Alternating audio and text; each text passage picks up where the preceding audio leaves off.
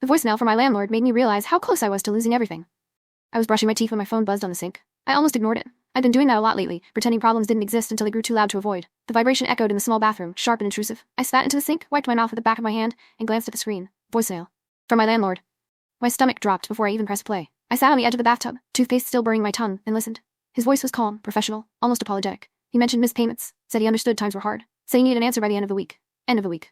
4 days. I replayed the message twice, like hearing it again might somehow change the words. It didn't. When the voicemail ended, the bathroom felt too small, the air too thin. I stared at my reflection, tired eyes, hair pulled back without care, and didn't recognize the person looking back at me. I hadn't told anyone how bad things had gotten. Not my friends, not my family. I was still playing the role of a capable adult, smiling, joking, insisting everything was fine.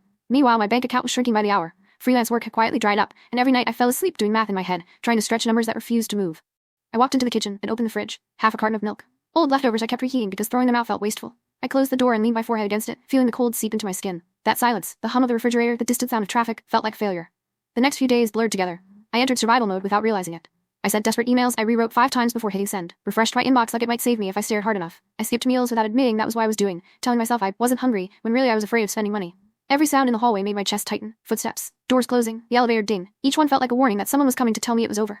At night, my thoughts turned cruel. You should have planned better. Everyone else manages. You had chances. You wasted them. I lay awake staring at the ceiling, counting cracks, replaying every decision that had led me here. Jobs I turned down, risks I took, times I said, I'll figure it out later. Later had arrived, and it wasn't kind. The worst part wasn't even the fear of losing my apartment, it was the shame. The image of packing my life into boxes while pretending it was temporary. The idea of calling someone and finally admitting I couldn't handle it on my own. I built my entire identity around being independent. Needing help felt like erasing myself. On the third night, something inside me finally cracked. I sat on the kitchen floor, back against the cabinets, knees pulled to my chest. The lights were off. I cried in that quiet, exhausted way, where tears fall without sound, where your body gives up before your mind does. I realized I couldn't remember the last time I'd let myself break like this. I'd been too busy being strong.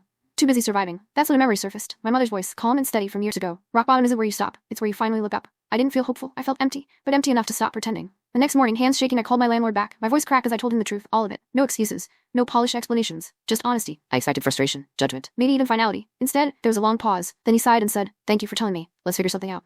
I had to sit down. It wasn't a miracle. It wasn't forgiveness without consequences. But it was time. A payment plan. A little breathing room. Enough space for me to stand up instead of collapse.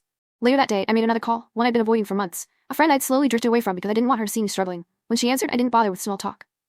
"I'm not okay," I said. And that was enough. She didn't offer solutions. She didn't judge. She just listened while I finally said the words out loud. And for the first time in a long time, I didn't feel invisible. I'm still not safe. I'm still rebuilding. Still checking my account more often than I'd like. Still learning how to ask for help without apologizing for existing. But I didn't lose everything. And now I understand something I wish I'd learned earlier. Sometimes the scariest moments aren't meant to destroy you. They're meant to strip away the lie that you have to survive alone. That voicemail didn't end my life. It forced me to face it. And as terrifying as that was, it might be what finally saved me.